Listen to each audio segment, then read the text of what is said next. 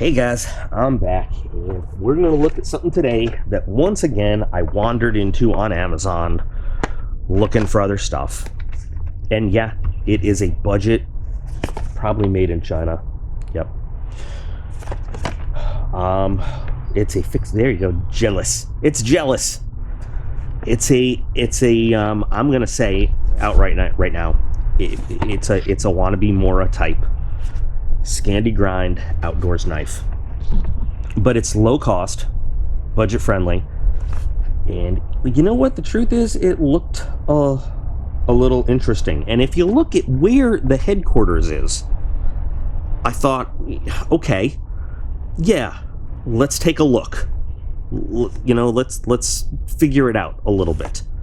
$11, and I know that just knowing that it's produced in China is going to turn some people off, and that does. But I also know that a lot of us know that not everything that comes out of China is just a flimsy piece of crap. Sometimes they have something good, and I figured, why not? Listen, if you're not willing to try new things, I'm not going to make the joke I was going to make there from Sergeant Strode, instructor in medic school way back when. Anyway, so let's check this thing out.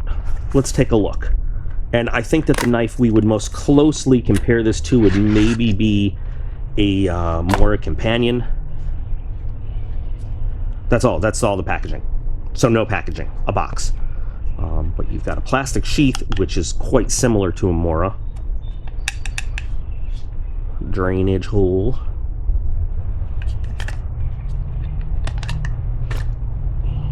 Ooh, I should have brought something out to wipe this thing down with. Now, the blade material is 8CR13. And by 8CR13, we just assume it's fully 8CR13 MOV. As opposed to the Mora's 12C27 Sandvik blade. And we'll talk about the two of those a little bit as we go. So you've got a rubberized handle, which does have some nice texturing in it. I like how it has these swells, kind of give you an extra little grip in your palm. That's nice. It's a 3/4 tang blade, so not a full tang, but neither is the Mora, so nobody wins in that. It feels comfortable in the hand. It's a nice big handle. The question is, well, we have a few questions. Number one, you know, how is the quality compared to... We don't have to question the quality of a Mora at all. That's not even, you know, up for debate. Question is, how's the quality and the usability of this guy compared to a Mora? And how is the quality of this guy overall at all? I can already see some uneven QC work. If you take a look, that looks like it's, you know, when they've done the beveling, they got a little grind over there, but not over there.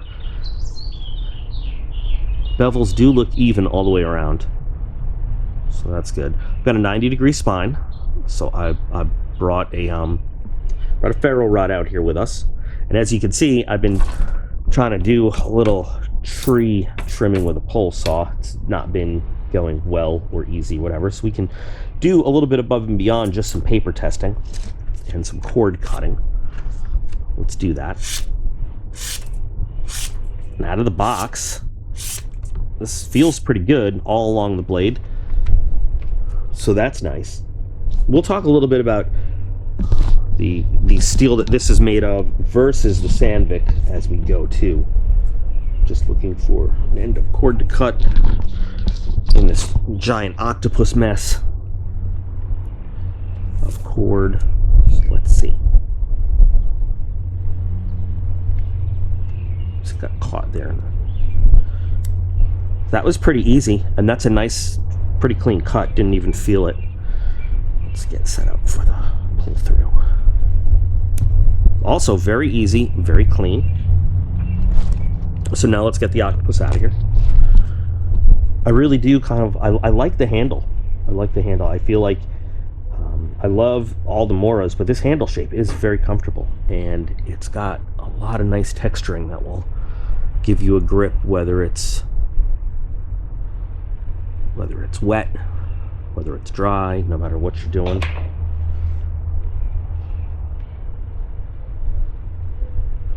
I like, I really do like the handle. I really like it's got that great texturing and the rubber coating, which is just basically an onlay. It's an overmold to the plastic, but whether it's wet, dry, gloves, bare hands, that will give you a nice grip. And the regular companion doesn't.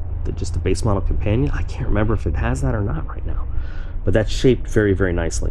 So I've had these drying out in the sun so we could burn them, basically make some carbon, for some home fertilizer, for some home garden stuff. So these aren't going to be, some of them down towards the bottom will have some, some strength to them, but there you go. There's a little green. It digs into wood really nice, and if we wanted to do like a nice gentle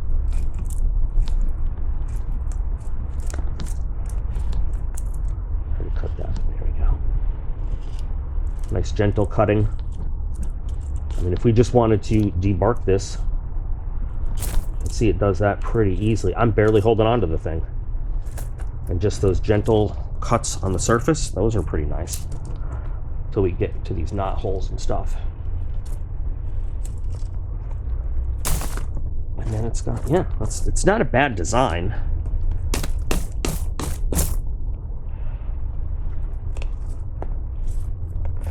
And then we want to go deeper.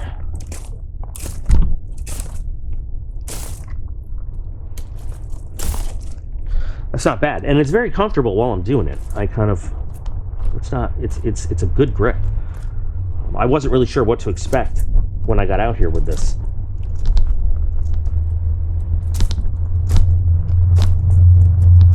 There we go. I want to get some good control over it, like as if we were gonna feather stick. And this is not the best example, but it's not too bad. Edge doesn't feel like it's really not. I'm trying to see if it's like unhardened steel or anything. It feels like it's holding pretty well. You still do your really soft stuff. And that's really kind of, I mean, you might think that doing the deep cuts would be more of a sign of the edge retention and everything, but you can use brute force to do that. Being able to push with no force and still be sharp enough to do this very fine work, that's a better test of your edge retention. And a lot of the cheap Chinese stuff is honestly, the really cheap garbage isn't even heat treated. It's just stamped and sent out. So this doesn't seem too bad. And this is, again, remember, this is just a first impression test with those little tiny pieces. It wandered in front of me and I said, you know what, for 11 bucks, we'll check it out. But these little pieces are definitely things you could burn, you could use to start a fire. Let me see if we can get it to focus. It's so bright I can barely see the screen, but you could definitely get a bunch of that together and use that to start your fire. And then with other sticks and kindling stuff. So yeah. I'm not saying this is not a direct, again, we're not comparing head to head this against a Mora. I'm just saying I really wanted to check it out and see what it had going on. Now this is, like I said, this is 8CR13 steel versus the Mora's, the kind of base level stainless is 12C27, and then some of their more expensive ones are 14. I'm not going to talk about the 14. I'm going to talk about, like, again, the companion, which is what I think this is probably closest to, the 12C27.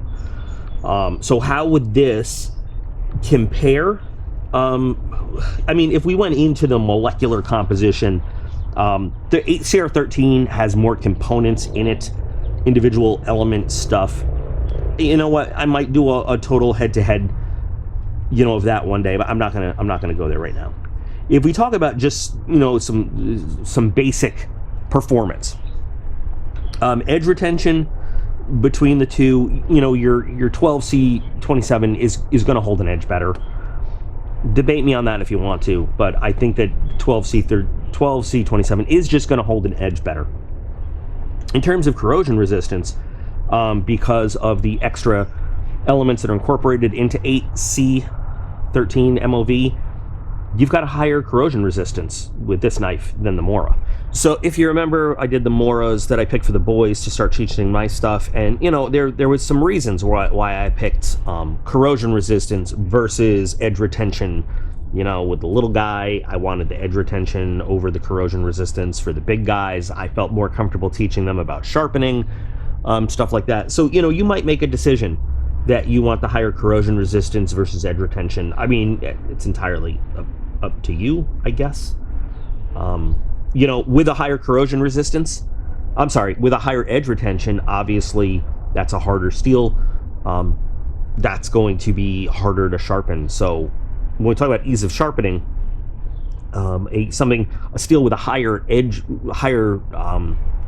or better edge retention, usually is going to be a little harder to resharpen and maintain yourself. So that 12C27 is not as easy to sharpen as an 8CR13 blade. So this definitely is a little easier to sharpen there. Overall toughness, I would tend to say that they're on par with each other for the actual toughness of the edge. So really, you know, if we want to compare this knife, this steel, this blade to the standard Mora steel, those are the things you want to think about. The higher edge retention, but slightly more difficult to sharpen versus slightly, you know, a little bit less, I can't think of words right now because I'm dumb. Little lower level of edge retention, but easier to maintain your blade. And then, of course, higher corrosion resistance with the 8CR13 because of those extra elements that they incorporate into the steel versus the 12C27. Now, that is all taking into account that the steel. So we're going to assume that the steel in both production lines are produced well and hardened well. And, you know, this I have no experience with. The thing is, we know we can count on a Mora. There's no question about it. So let's look at this. This is from the boys learning and me saying you don't have to try to kill the damn thing, just let it glide. So let's get a new.